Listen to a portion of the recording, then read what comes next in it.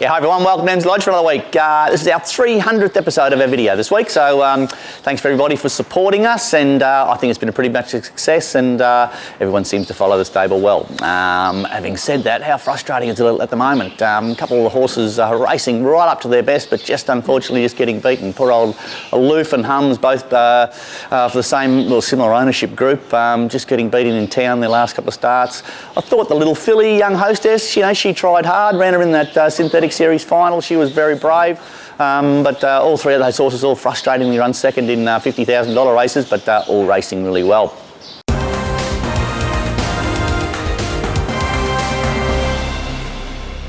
Probably do a few kilometres this week. We will kick off at Swan Hill Friday. Now I've got High Show in up there.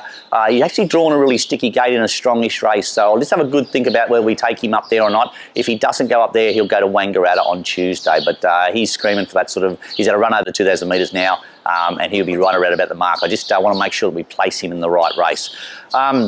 Saturday, Chuka. Now, Bavus, she's in very good order. She'll go up there, just lovely. Hopefully we can just draw a nice gate and sort of get a good run. She should sit fairly handy in the run, and she'll be all over that sort of race. I expect her to go really well. She's a really nice horse and sort of progressing on into the spring. Duke of Oz, I thought he was a bit frustrating the other day. He just got beaten by better horses. He ran a really good second at Geelong and we took him to town, and they were just too good for him at the end of the day, and they ran away from him. So he goes back to the country again, and he'll obviously be a really live chance. He'll bounce out and posse up in the first 3 or 4, and he'll go good. For Sunday, Geelong. Now, I've got Phil the Flute in there. She's got plenty of weight, so he's kind of looking at a claiming apprentice at the moment. I'm not too sure who we're going to put on, but she needs to sort of go back to the races. 1,100 metres. She's had a little bit of time between runs. She galloped up great through the week, but she's sort of at that level of racing. She's an 81 grader now. She's getting top weight in good grade in the spring, so really find out sort of in the next month or so where she's going to sit in the big picture, whether she has to go back out and come back in and reset for the summer, or whether she's going to be a live chance in the spring. But yeah, just at the end of the day, probably her best form's been over in Adelaide, where they're just 1 grade below Melbourne, and that might be her lot in life. Is sort of, we might need to do a bit of travelling with her, get her over there. What else we got? As I said, Wangaratta Tuesday, sorry, I think Wang is. So we might take High Show up there if I don't go to it on Friday, and I don't think we'll have anything at the Cranbourne meeting on the Wednesday, so that'll be it. Trials at Geelong, there's races at Geelong on Sunday and there's jump outs there on Monday. We'll probably trial 3 or 4 horses there. Jake Noonan will come down and ride them, and it all depends on how we look at that. There'll probably be 3 or 4 horses coming out of those trials that will head off to the races for the next couple of weeks. Racing.com did a feature story on us the other day, which was fantastic. They came down here, James Safaris and the team came down here and had a bit of a walk around the farm, seeing what we're all about and why we're so successful the last couple of years or so, and they did a really nice feature. So we thought this week's video would be a good opportunity for people who don't really know a lot of my background and haven't really seen much of the farm to have a good look at the Racing.com feature, and it's just a really good insight to what our stable's about and where we're headed in the future. Until next week, see you later.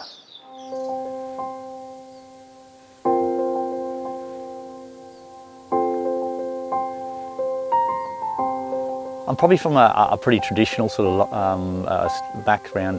Father was a jockey, grandfather was a trainer and all that sort of stuff, and left school when I was 14 and left home when I was 15, and moved from Brisbane to Canberra, and I was apprentice jockey up in Canberra. I only rode for 18 months because weight sort of got hold of me, but I was lucky enough to win an apprentice premiership up there, which was great. After I finished riding, I got a foreman's job for a very good trainer in Canberra called Keith Dryden, and I was there for a couple of years. I actually bought a horse to Melbourne for Keith and ran it in a couple of the spring races. And we went out one night and saw the big lights of Melbourne and went to an ordinary sort of nightclub in King Street.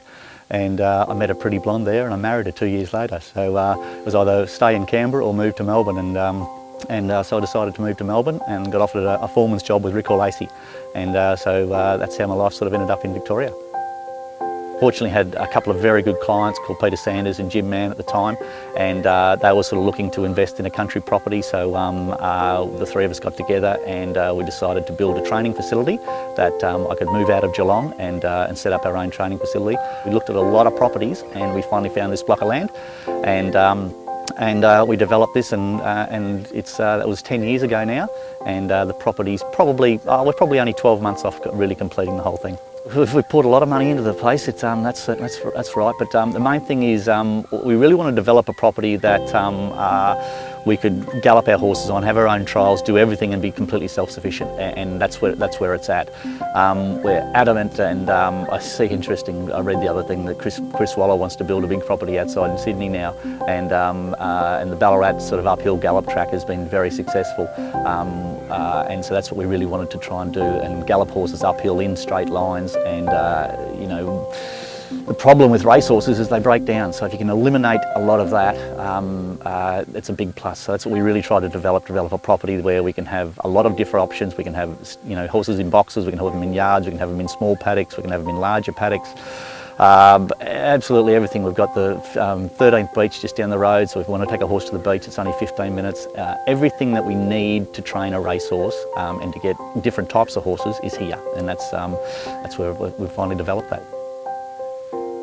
It's a hard thing to keep passionate about racing, because it's I've been doing this a long time, and we're very lucky enough to have a horse called Sartorius go to the Melbourne Cup, and for a small stable like ours to have a horse run in a Melbourne Cup is quite phenomenal.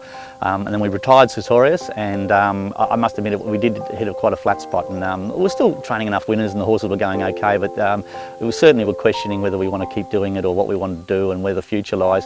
And my son come on board, and it's just rejuvenated everybody, and I've gone through, certainly even my wife, she's sort of, you know, she's very keen on the business, and she's onto the Instagram and all that sort of stuff, and promoting the stable as best we can, and he's brought a whole new enthusiasm to the stable. So we've now got sort of my experience, and sort of I can more or less sit back and train the horses, and you've got a young guy who's mad keen on success, and that's what's really driving the stable at the moment, and nobody's more passionate. And James is a very good winner too. We've sort of had a real breakout year this year, you know, but you know, there's a lot of things people sort of say you've had a great year, what's going wrong? You know, there's no Moody, there's no Weir, there's no Smurden, and they're probably, you know, they're probably swabbing and looking at stables a lot more, and we're very much a clean skin stable, and we're having, you know, a lot of success, and I don't think that's by any fluke.